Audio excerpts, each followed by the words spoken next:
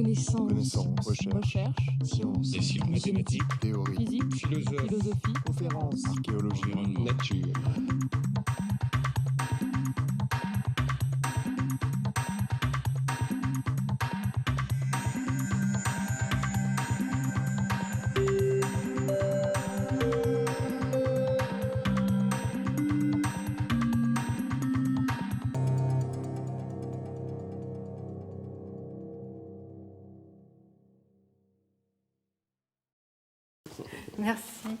Merci beaucoup pour cette carte blanche, un peu angoissante, je dois le dire, dans les premiers temps, parce que nouvelle vision du monde gallo-romain, c'est très vaste. C'est un sujet que j'ai eu l'occasion de traiter récemment avec un collègue avec qui je travaille dans les mêmes directions, dirais-je, selon les mêmes regards. Et donc, j'ai choisi plutôt aujourd'hui de traiter un aspect qui n'apparaît pas encore vraiment dans les bibliographies les plus récentes et qui concerne le littoral atlantique. Alors, lorsque j'étais étudiante à Aix-en-Provence, étudiante de Christian Goudinot, eh bien, en 1980, on parlait beaucoup des fouilles de Gien, l'épave de la Madrague de Gien qui était en cours, qui fut la plus importante fouille archéologique sous-marine. Mais de l'Atlantique, on ne disait rien. C'était le monde du silence. Et ça allait rester longtemps. En 1979, donc à la même époque, Michel Reydet publiait pourtant un article, La navigation au large des côtes atlantiques de la Gaule à l'époque romaine, dans les Méphras. Et dans cet article, alors que tous les regards étaient portés vers la Méditerranée, Michel Reydet s'interrogeait sur l'Atlantique en reprenant le dossier des sources textuelles et tentait un premier bilan des sources archéologiques pour essayer de démontrer qu'il y avait forcément eu des ports sur le littoral atlantique et forcément eu une activité économique majeure. Hélas, les données étaient encore très pauvres et Michel Reydet appelait de tous ses voeux le développement d'une archéologie qui puisse attester ce dynamisme du littoral et attester donc l'émergence d'une économie dans l'ouest de la Gaule. Alors depuis quelque temps, l'arc atlantique commence à se faire entendre. Alors sans doute que les politiques européennes actuelles ne sont pas étrangères à ce nouveau phénomène, bien entendu, mais 30 ans après l'article de Michel Reydet, apparaît un nouveau dossier qui traite à la fois des structures portuaires, mais aussi du commerce, et qui au fond répond aux interrogations de Michel Reydet, ou en tout cas commence à y répondre. Alors pourquoi est-ce que ce milieu atlantique est resté pendant très longtemps silencieux ? Eh bien parce que c'est un milieu particulièrement complexe, vous le savez, avec les variations du niveau marin, les fluctuations périodiques des marées, les phénomènes de sédimentation, etc. Donc un univers assez hostile, assez opaque, qui explique ce silence. Mais depuis quelque temps, l'intérêt pour l'Atlantique se manifeste et, par exemple, concrètement, à Pise, en 2003, a eu lieu le premier colloque qui abordait le sujet des relations maritimes sur la façade atlantique de l'espace européen à l'époque romaine. Et puis, à Nantes, une revue qui s'appelle Estuaria publia en 2005 des travaux du géographe Loïc Ménanteau et de son groupe de recherche en géomorphologie, un volumineux dossier dans lequel cette équipe démontrait à quel point les problématiques et les problèmes soulevés dans l'espace atlantique étaient complexes et différents de ceux bien connus dans l'espace méditerranéen. Et il en ressortait que si on souhaitait étudier le réseau portuaire antique dans cet espace atlantique occidental, il ne fallait pas adapter les méthodes de travail mises en place depuis des décennies dans le contexte méditerranéen, mais plutôt cela impliquait d'inventer de nouveaux outils de recherche dans un cadre, bien sûr, pluridisciplinaire. Alors, récemment, en 2008, un dossier de la revue Archéopage publié par l'INRAP s'est interrogé sur les rivages et posant des problèmes, là encore, de méthode. Alors, plutôt que les côtes, d'ailleurs, ce sont les zones d'estuaire qui constituent en quelque sorte des interfaces protégées à l'intérieur des terres, entre les terres et la mer, et ce sont ces zones d'estuaire qui, depuis quelques années, retiennent l'attention des chercheurs. Les estuaires sont, bien entendu, des espaces privilégiés d'installations portuaires. Et les progrès récents enregistrés dans ce domaine viennent des recherches qui ont été engagées dans des programmes d'archéologie d'archéologie programmée, comme on dit aujourd'hui, mais surtout, ces travaux sont issus de l'archéologie préventive.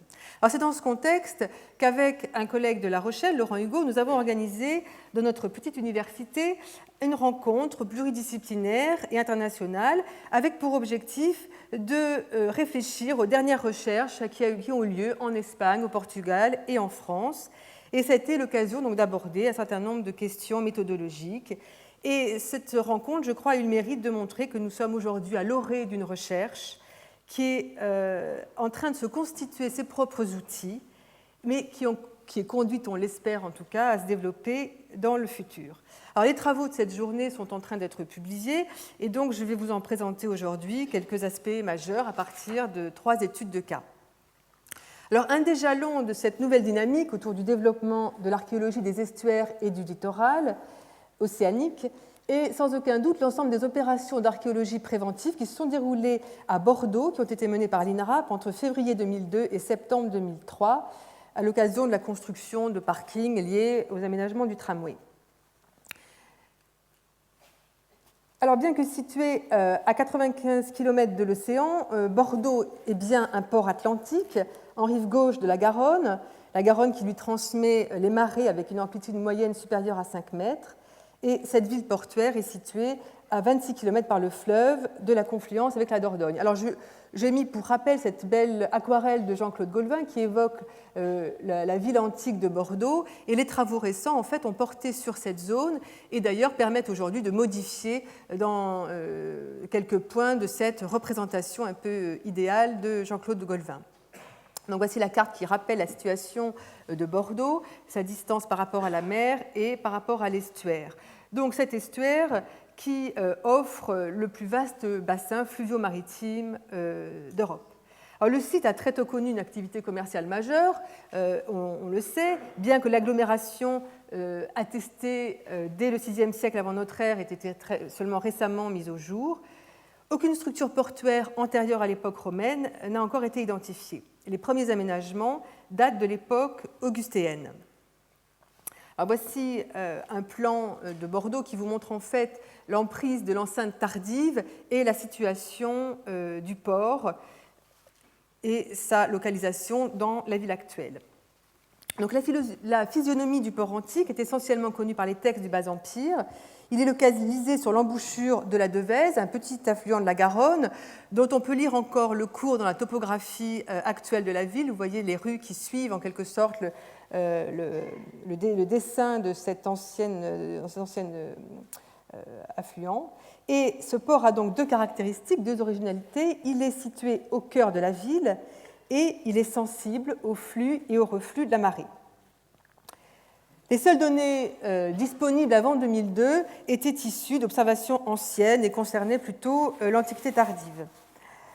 Donc, vous avez sur ce plan le tracé supposé du Bas-Empire et qui encadre le canal d'accès au port intérieur selon l'hypothèse qui a été récemment développée par Dany Barrault et Pierre Regalo-Saint-Blancard. Donc, le secteur fouillé récemment correspondait à une zone de contact entre la ville antique et la Garonne, et près de 80% de l'espace à explorer se situait donc en contexte fluvial. Alors, vous voyez ici le bassin inférieur du port, et les fouilles récentes ont montré que, au Haut-Empire, en fait, le bassin portuaire,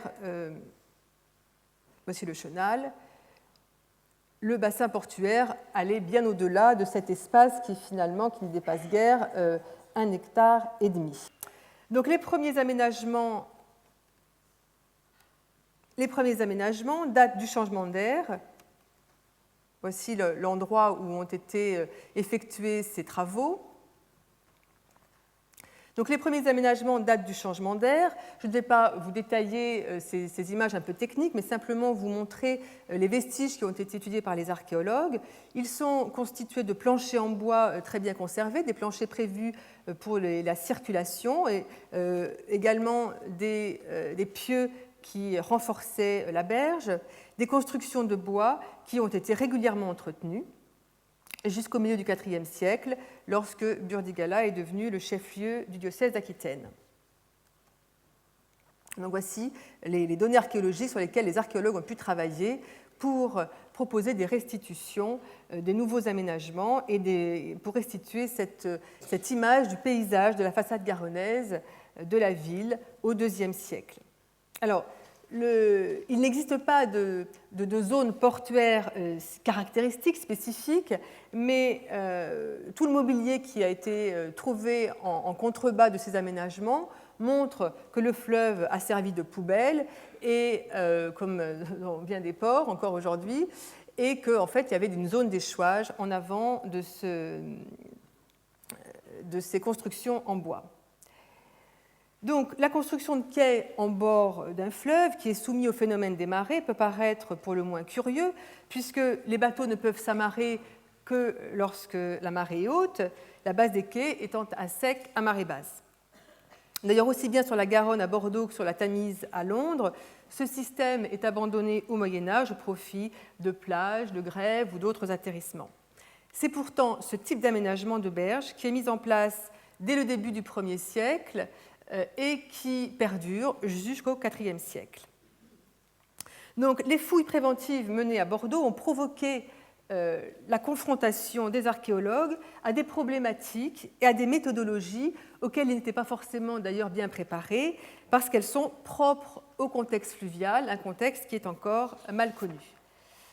L'espace fouillé correspondait à d'anciennes zones humides, et au-delà même de la mise au jour des structures portuaires, ces zones humides ont constitué des réservoirs de matériaux périssables, de pollen, qui ont permis de réaliser des études paléo-environnementales de grande envergure, apportant des informations non seulement sur les abords immédiats du site portuaire, mais aussi sur l'ensemble de la ville et sur l'estuaire lui-même. Donc, avec ces études, bien sûr, on sort du cadre chronologique conventionnel, puisque ces analyses portent sur la longue durée et envisagent, au fond, le paysage depuis le néolithique jusqu'à l'époque moderne. Mais ces analyses ont permis de comprendre le façonnement de l'estuaire girondin, le début de l'influence des marées jusqu'au site de Bordeaux et ont permis aussi d'analyser le développement urbain, les activités agricoles et les rapports entre les sociétés, les premières sociétés urbaines et ce contexte fluvial. Donc, au-delà de l'intérêt que constitue la révélation des structures portuaires elles-mêmes, c'est aussi tout un pan du paysage urbain et d'une économie qui apparaissent. Alors, ces récentes opérations, puisqu'elles ont été plusieurs, sont pionnières à la fois pour l'histoire des rivages en Gaule atlantique, mais aussi pour le cadre méthodologique qu'elles construisent. Alors, deux autres opérations sont aussi révélatrices de cette nouvelle recherche qui apparaît aujourd'hui. Ce sont les programmes qui ont été engagés sur Aizier dans l'Eure entre 2004 et 2007 et à Rezé depuis 2005.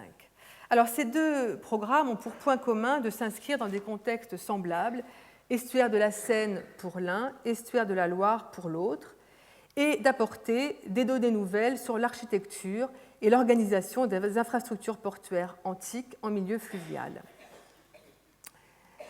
La commune de Rezé, en Loire-Atlantique, est localisée au fond de l'estuaire de la Loire et en rive sud du fleuve, face à la ville de Nantes, le Condevignum antique. Alors, ce site bénéficie d'une longue tradition de recherche depuis le XIXe siècle. C'est l'une des villes antiques les mieux connues dans l'ouest de la France, qui a bénéficié d'ailleurs du soutien de la municipalité locale. Voici la situation de Rezé.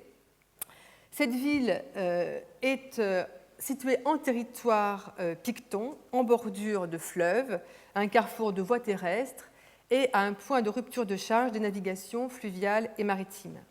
Une situation évidemment tout à fait propice à une fonction portuaire. Alors, cette ville, dont la surface est estimée entre 40 et 50 hectares, et sans doute que l'on pourra doubler en prenant en compte les périphéries occupées par les installations artisanales, cette ville occupe l'extrémité d'un versant de la vallée qui descend en pente douce vers le fleuve. Donc, une nette rupture de pente, qui est indiquée par les couleurs ici sur cette carte, marque le contact entre le bas de versant et la plaine alluviale. La Loire circulant aujourd'hui environ 500 mètres au nord.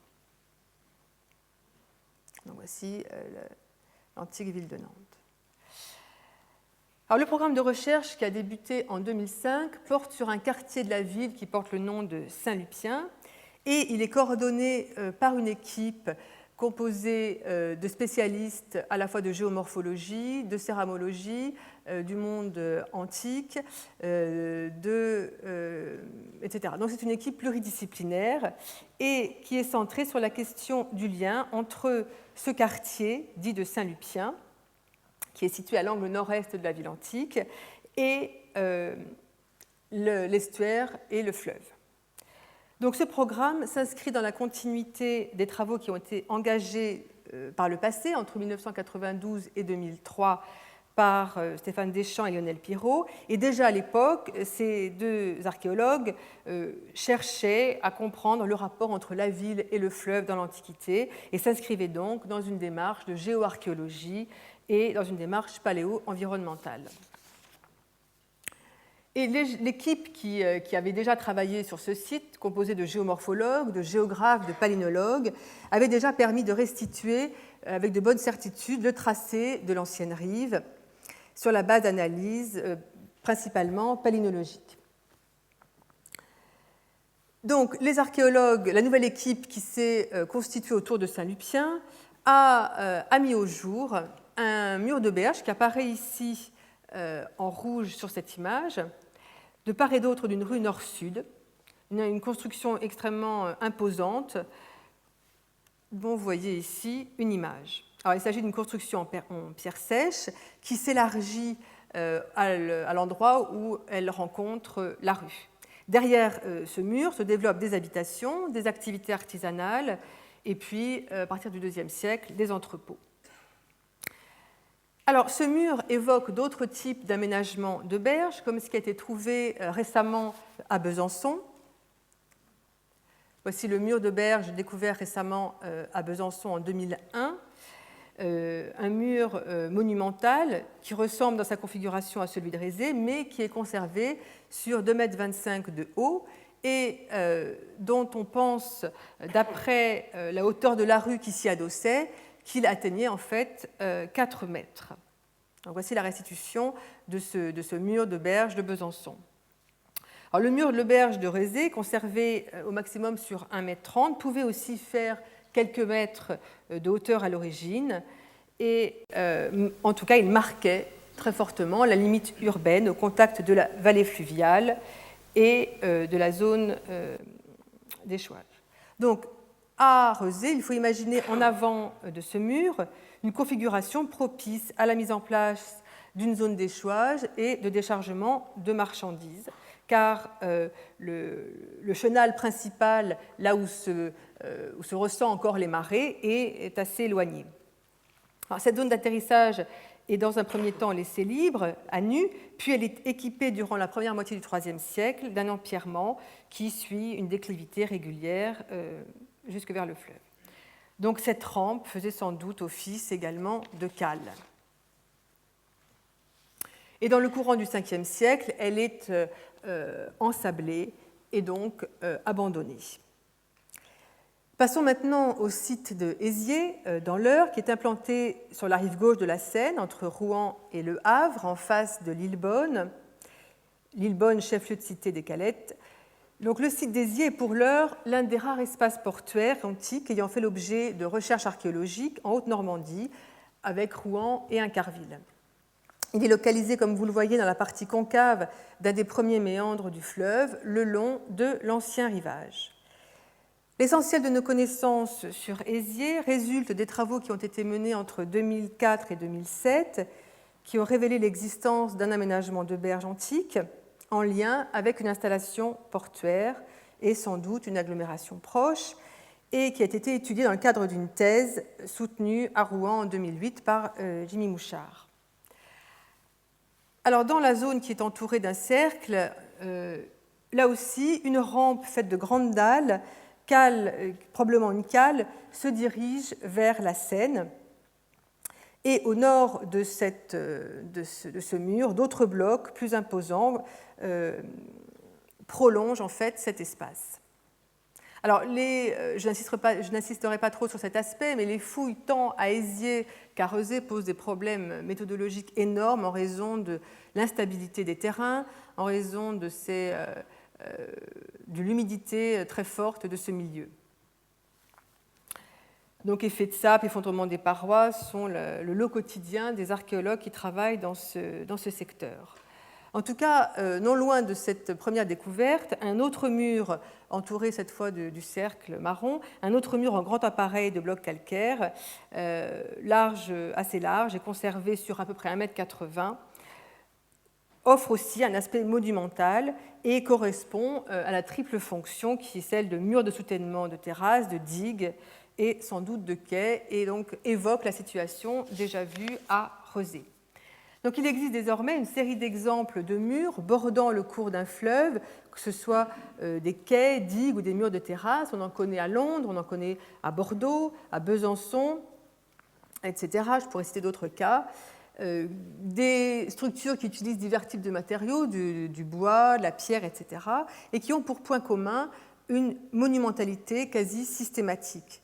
Dans les villes, donc les complexes portuaires et les aménagements de berges sont liés à la trame urbaine et constituent un élément de la parure urbaine. Dans le cas d'Éziers, sans doute que les archéologues arriveront à prouver que cette parure monumentale existait même en dehors d'un contexte urbain.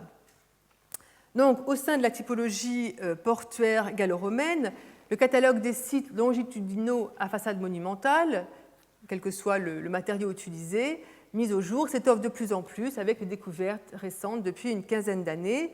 Et ainsi, on peut déterminer 3 grandes phases de travaux avec une rectification du terrain, une mise en élévation de parements monumentaux et l'aménagement des parties en arrière ou en avant de ces murs.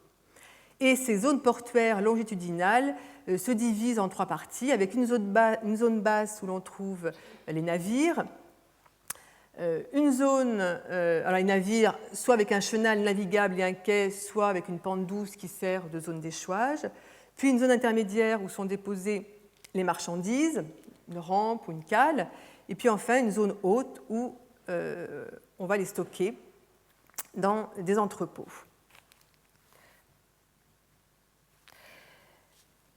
Donc, les travaux qui ont été réalisés à la fois à Rezé et à Éziers ont un certain nombre de points communs que je vous ai déjà montrés, mais en ont d'autres qui tiennent à la fois aux conditions dans lesquelles ces fouilles se sont réalisées, mais aussi à l'engagement des équipes sur un terrain résolument pluridisciplinaire. Et je crois que c'est une donnée qui n'est pas forcément nouvelle, mais qu'il est important de rappeler.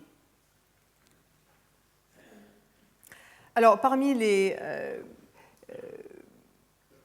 outils de cette pluridisciplinarité, j'en citerai rapidement quelques-uns que vous connaissez déjà.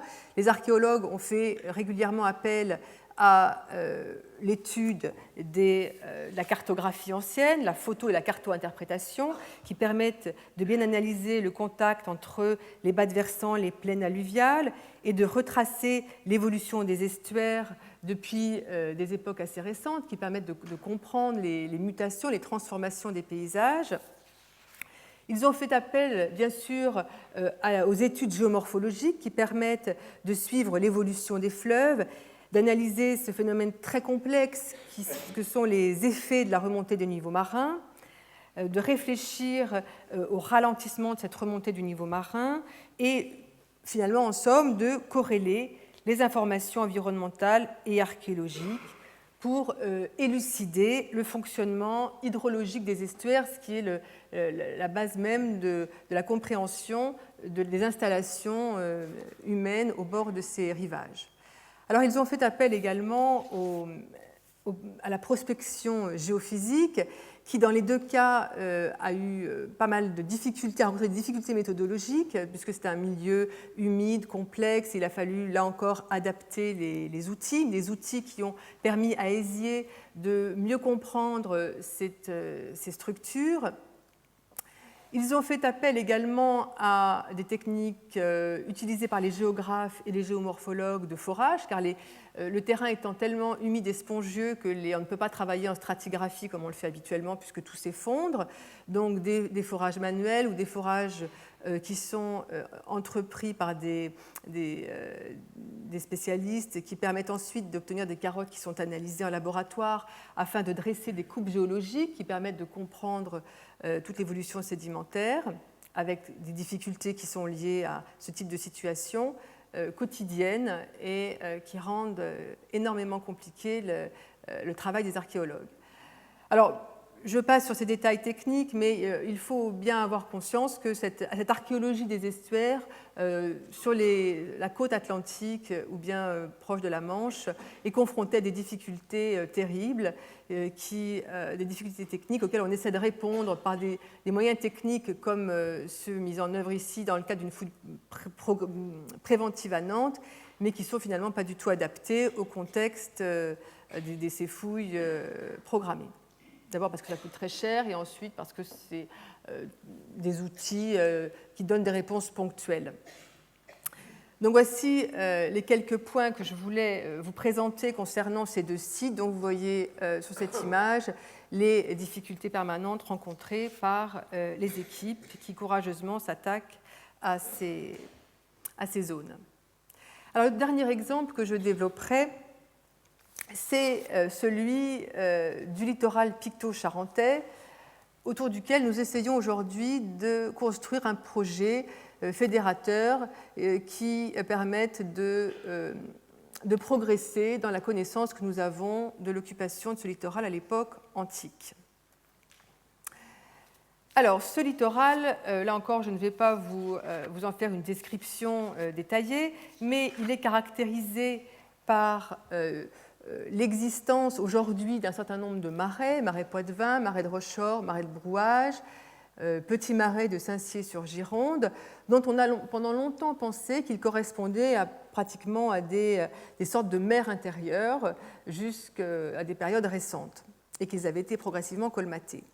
Aujourd'hui, on sait que ces marais littoraux étaient en cours de colmatage à la fin de l'âge du fer, donc il ne s'agissait pas de mer intérieure, mais de zones intermédiaires entre la terre ferme et le littoral. En tout cas, dans ce secteur, les paysages, le littoral est extrêmement complexe et la ligne de rivage est toujours, encore aujourd'hui, très difficile à identifier. Donc on le disait tout à l'heure en introduction, Christian Goudineau le rappelait, les chronologies académiques qui ont fixé l'histoire dans un cadre un peu rigide ne rendent plus compte aujourd'hui des mutations ou des continuités. Et dans l'Ouest, comme ailleurs, l'archéologie depuis 20 ans montre l'exemple de nouveaux rythmes, l'existence de nouveaux rythmes qui imposent de considérer que l'histoire des Gaules commence bien avant la conquête. Donc une série d'enquêtes menées par des collègues proto-historiens montre que les régions de l'Ouest ne sont pas périphériques, pas tant que ça, et qu'elles ont tissé des liens très tôt avec le monde méditerranéen. Donc un petit exemple ici avec des travaux récents issus d'une thèse qui est en train d'être faite à Poitiers, qui montre la carte de répartition des amphores tardo-républicaines et l'existence donc de contacts très tôt avec le monde méditerranéen. Et puis, il existe toute une série d'opérations de fouilles à la fois programmées et préventives qui mettent au jour l'occupation particulière du secteur durant la fin de l'âge du fer, avec notamment, à titre d'exemple, cet oppidum de Villemortagne qui a sans doute été un port majeur à l'époque proto-historique. Donc, nos collègues proto-historiens, depuis quelques années, parviennent à désenclaver le monde de l'Ouest et justement à mettre en évidence à la fois soit les continuités, soit les ruptures dans cette partie du territoire des futures Gaules romaines. Alors, un des sites emblématiques pour illustrer cette continuité est celui de Barzan. Barzan qui est situé sur l'estuaire de la Gironde, sur la rive droite de l'estuaire, qui est une des agglomérations secondaires les plus importantes de la cité des Santons, à une trentaine de kilomètres de la capitale de cité et peut-être capitale d'Aquitaine, Saintes. Donc le site de Barzan occupe une position, particulière sur le rivage de l'estuaire, qui n'est pas aujourd'hui celle qui devait exister dans l'Antiquité. Là encore, le problème de l'identification du rivage n'a pas été résolu. Il est impossible de le reconstituer avec précision aujourd'hui, de même qu'il est impossible de connaître la profondeur du niveau marin dans l'Antiquité. Mais la position extrême de la ligne de rivage au cours des derniers millénaires peut cependant être déduite de la limite des marais littoraux actuels qui apparaît sur cette carte en vert. Donc Barzan, qui est l'étoile blanche sur fond rouge, Barzan est donc en élévation au-dessus d'une petite baie, la baie de Chandora, et le site est encadré par deux golfs séparés par une crête, deux golfs qui ont d'ailleurs pu servir d'abri à des embarcations, le marais de Talmont et le marais des Monards. Donc le site de Barzan, voici à quoi il ressemble aujourd'hui. Cette photo vous donne davantage une image d'un paysage contemporain qui est marqué par le remembrement qu'autre chose. La petite flèche jaune vous indique la localisation du site, mais vous donne quand même une idée de sa position actuelle par rapport à l'estuaire. Donc ce site, on sait aujourd'hui qu'il a une occupation très ancienne. Les fouilles qui ont été menées sur un des sanctuaires, le sanctuaire majeur, ont montré la présence d'un immense fossé protohistorique datant du 2e, 1er siècle avant Jésus-Christ, un fossé dont l'ouverture est de 10 mètres de largeur, qui est profond de 4,5 mètres, et qui a pendant longtemps été interprété comme entourant une zone de sanctuaire. On pensait effectivement que le sanctuaire romain construit par la suite prenait la suite d'un espace religieux antérieur. Aujourd'hui, les conclusions sont moins affirmées. On s'interroge sur la fonction de ce grand fossé. Est-ce que ça ne serait pas plutôt un habitat aristocratique ?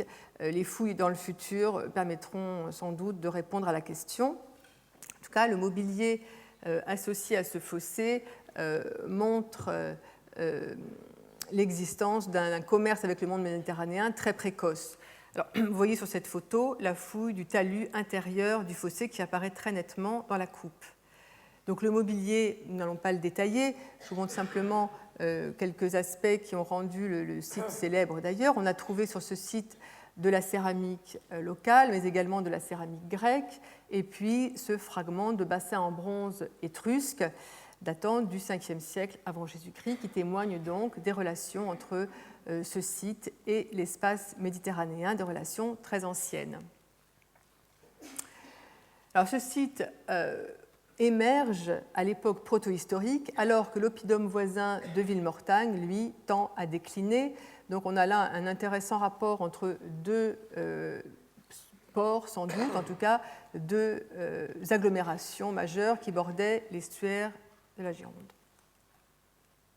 Ce site est marqué encore dans le paysage aujourd'hui par des monuments antiques, un temple circulaire, le moulin qui est au-dessus date du XVIe siècle, donc, et puis un édifice de spectacle, un théâtre qui apparaît ici dans le paysage. Il est connu depuis 1975, date à laquelle Jacques Dacier fit une campagne de prospection aérienne qui révéla l'étendue d'un site qui n'était pas réduit à un temple, comme on le pensait à l'origine, mais qui était véritablement une ville. Alors, c'est seulement depuis une dizaine d'années que ce site donne lieu à des campagnes de fouilles régulières menées par différentes équipes, l'Université de Bordeaux, le Conseil général de la Charente-Maritime et puis l'équipe de La Rochelle, entre autres. Alors, donc, le monument le plus célèbre du site, c'est ce temple qui prend donc la suite des structures protohistoriques. Ce temple circulaire qui est élevé sur un podium monumental et qui devait avoir une hauteur d'environ 38 mètres. Donc voici une photographie aujourd'hui, voilà ce qu'il en reste. Et ce temple, on a calculé que le sommet de la Sella, on estime aujourd'hui que le sommet de la Sella s'élevait à 56 mètres au-dessus du niveau de la mer, ce qui tend à faire penser qu'il a pu servir d'amer, c'est-à-dire de signe de repère pour les bateaux qui naviguaient dans l'estuaire. Il était déjà situé sur une petite éminence sur le site lui-même. Donc c'est en tout cas le monument le plus imposant trouvé jusqu'à aujourd'hui sur le site et sans doute il en constitue le cœur, avec une forme que l'on connaît bien puisque c'est une forme tout à fait comparable à celle de la dite tour de Vaisonne à Périgueux. Alors les travaux récents ont permis à Jean-Claude Golvin de nous fournir une aquarelle, une première esquisse de ce à quoi a pu ressembler cette ville portuaire, une esquisse qui par certains aspects est confirmée, comme pour le temple ou les thermes ou les entrepôts, mais qui par d'autres aspects sera à revoir dans les années à venir au fur et à mesure du développement des programmes archéologiques. Notamment la zone du port aujourd'hui ne serait plus traitée de la même manière, ou certains aspects du centre de l'agglomération. Alors, le programme développé par l'Université de La Rochelle concerne une des grandes artères repérée depuis bien longtemps par la photographie aérienne sur le site, qui est l'artère dite de la Grande Avenue. Elle a été appelée ainsi par les archéologues qui ont les premiers travaillé sur le site, et que vous voyez très bien se dessiner dans les champs. Cette grande avenue qui est constituée d'une grande trace blanche qui s'étend sur 500 mètres de long, qui borde un espace quasi vierge, et parallèle à cette trace, une deuxième. Ce sont donc a priori deux rues parallèles qui sont les deux rues majeures du site et qui se trouvent être parallèles au rivage. Alors, les programmes que nous avons mis en place s'entourent aussi de collègues des sciences de la Terre et notamment de géophysiciens qui nous ont beaucoup aidés dans nos perspectives de travaux archéologiques en nous fournissant des cartes qui sont issues de leur méthode de prospection. Vous savez, ce sont des méthodes qui ne sont absolument pas destructrices puisqu'il s'agit de passer à la surface du sol avec des engins qui enregistrent les anomalies du sous-sol et qui permettent de produire ce type de documents qui nous montrent en couleur foncée des structures maçonnées et en couleur, plus les couleurs sont claires, moins le terrain est susceptible d'offrir une présence de vestiges. Donc on voit très bien apparaître ici un mur avec des espèces de petites cellules rectangulaires qui sont en fait des exèdres, donc une série d'exèdres qui s'accrochent à un mur. Donc ce n'est pas seulement une rue, mais c'est un espace beaucoup plus complexe qui encadre un temple, donc une esplanade qui est plus étroite à un bout qu'à un autre, encadrée par deux rues et un mur à exèdres.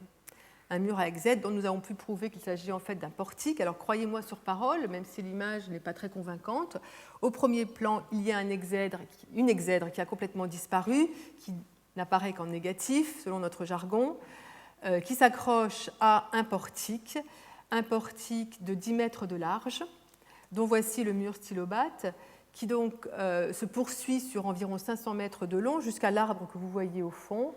Et une telle largeur de portique est tout à fait étonnante, mais on en retrouve de telles dimensions dans de grands sanctuaires de capitales de l'Empire romain. Et 10 mètres de large, il faut sans doute imaginer une élévation peut-être autour de 9-10 mètres également. Donc cette immense façade qui s'annonce à ceux qui arrivent depuis l'estuaire sert en quelque sorte d'écran monumental à la ville. Elle fait face à une sorte d'esplanade. Donc voici d'un peu plus près les fondations du mur stylobate. Et en face de l'esplanade, un autre système de rues, elles aussi bordées par un mur cette fois plus modeste, qui là aussi se prolonge jusqu'à l'arbre que vous avez tout au bout de l'image. Alors sur ce site, nous avons eu l'occasion de constater que les constructeurs ont largement utilisé un matériau dont on va vous parler, dont Anne Bardot vous parlera tout à l'heure, des huîtres, des profusions d'huîtres qui ont servi à la fois de remblais, qui ont même servi de rues, qui ont été piétinées et qui ont peut-être constitué le sol du portique. Alors, ces quantités phénoménales d'huîtres, nous les avons confiées à Anne Bardot, qui en fait l'étude, et qui, avec l'échantillon qu'elle a pu examiner, a pu nous dire que cela correspondait à 575 litres d'huîtres, et elle a calculé que cela pouvait correspondre à une consommation de 131 personnes mangeant une douzaine d'huîtres par jour. Alors, j'annonce à Anne Bardot que nous avons doublé la superficie avec la campagne de cette année, donc il faudra sans doute doubler ces chiffres et même plus à l'avenir. Voilà une des caractéristiques de ces sites en bordure de rivage. Alors, nous avons donc pu proposer un nouveau plan de la ville, un plan provisoire qui, par bien des aspects, est encore à corriger, mais en tout cas qui montre l'existence de cette grande construction longitudinale qui n'est pas une construction portuaire, mais qui cependant rappelle un petit peu l'esprit dans lequel sont aménagées les villes portuaires telles que nous avons pu le voir à Rezé ou à Éziers. Une construction, notre plan est un peu faux car vous voyez que les deux rues semblent strictement parallèles. Alors, voilà, elles semblent strictement parallèles. En réalité, il faudrait corriger ce plan qui est proposé à partir des photographies aériennes faites par le passé et qu'à l'avenir, nous devrons rectifier en donnant à D2 une orientation qui le fait amener le long de ce temple qui est à l'aboutissement de la rue. Donc, ce qu'on voit très bien ici grâce aux cartes des prospections géophysiques. Donc, cet espace un peu compliqué est en fait sans doute l'axe majeur de la ville. Il est situé à mi-chemin entre le théâtre que l'on voit ici et la zone portuaire. Et au fond, il relie à la fois le théâtre, la zone portuaire et le temple dans une espèce d'espace triangulaire, tout en étant au fond annonciateur de la ville pour ceux qui arrivaient depuis l'estuaire. Alors, le rivage antique, lui aussi, sera à corriger grâce aux études récentes qui ont été produites par nos collègues géophysiciens. Donc, voici le genre de documents avec lesquels nous travaillons aujourd'hui. Grâce aux prospections géophysiques, il a pu être mis en évidence donc, dans une zone aujourd'hui complètement habitée, l'existence sans doute d'un bassin qui a pu être un bassin portuaire dans cette zone humide qui est bordée d'un socle calcaire. Alors voici la localisation du temple et la localisation de la dite Grande Avenue avec ces deux rues parallèles bordant l'esplanade, qui, vous voyez, sont très proches de l'espace portuaire. Donc ces prospections ont confirmé l'existence de bâtiments tout autour de cet espace supposé portuaire, bâtiments qui étaient connus par la prospection aérienne. Donc, au passage, vous voyez l'extension de la zone portuaire qui donc offre une image un petit peu différente de celle un peu obsolète de notre plan. Voici l'image maintenant offerte par la prospection géophysique de ce bâtiment qui borde la zone portuaire et qui reste donc aujourd'hui à identifier à l'avenir par la fouille. Donc voici un détail de cet espace avec différents bâtiments qui le bordent. Alors Barzan, le site de Barzan est un site portuaire de toute évidence, peut-être plusieurs ports. La configuration du littoral s'y prêterait, mais ce n'est pas forcément le seul port de la cité des Santons, loin de là, et il existe bien d'autres zones qui sont de bonnes candidates pour avoir été également portuaires. Alors ces zones, on peut les déterminer en croisant toute une série de paramètres, sans oublier les qualités nautiques. Alors heureusement, nous avons la chance à Bordeaux d'avoir un étudiant qui travaille justement, qui est lui-même navigateur et qui travaille sur ces qualités nautiques et qui nous donne de bonnes idées pour comprendre la navigation dans l'Antiquité et les logiques des navigateurs. L'estuaire n'était pas forcément la zone la plus facile d'accès pour les bateaux, pour tout un tas de raisons, les marées, le vent, etc. Il y avait d'autres secteurs qui étaient beaucoup plus facilement accessibles, et notamment des secteurs liés à la Charente. La Charente qui offre une navigabilité excellente et qui permet d'atteindre Saintes en moins de 2 marées. Donc Saintes, bien qu'éloignée du rivage, est reliée à ce rivage non seulement par des routes, mais aussi également par le fleuve. Alors cette carte nous montre l'état des connaissances sur l'occupation du littoral, à la fois les agglomérations, mais également les domaines agricoles. Vous voyez qu'il se concentre dans des zones bien précises, non loin des cours d'eau, la Charente, mais aussi la Seudre. Et il est évident que ces domaines ont produit des choses qui étaient commercialisées sans doute vers des ports situés à proximité. Alors parmi ces productions, eh bien, il faut citer le vin. Récemment, on a mis en évidence, des équipes travaillant avec Jean-Pierre Brun ont mis en évidence la forte vocation vinicole de ce secteur, ignorée jusqu'alors. Toute une série de documents archéologiques prouvent qu'il y avait au nord de l'estuaire une très forte activité vinicole qui, là aussi, a pu favoriser l'émergence de structures portuaires pour exporter ces productions. Donc aujourd'hui, si on essaie de dresser des cartes en rassemblant toutes les données qui sont que nous connaissons sur ce secteur littoral, eh bien, il existe un certain nombre de secteurs qui sont connus pour être probablement des ports ou qui sont de bons candidats pour avoir été zones portuaires dans l'Antiquité. Alors il reste aujourd'hui à aller un petit peu plus loin dans la connaissance de ce littoral et à mettre en place des démarches qui permettront de corréler les données du milieu naturel, les données archéologiques, et qui contribueront à écrire une histoire du rapport entre les sociétés du passé et leur environnement.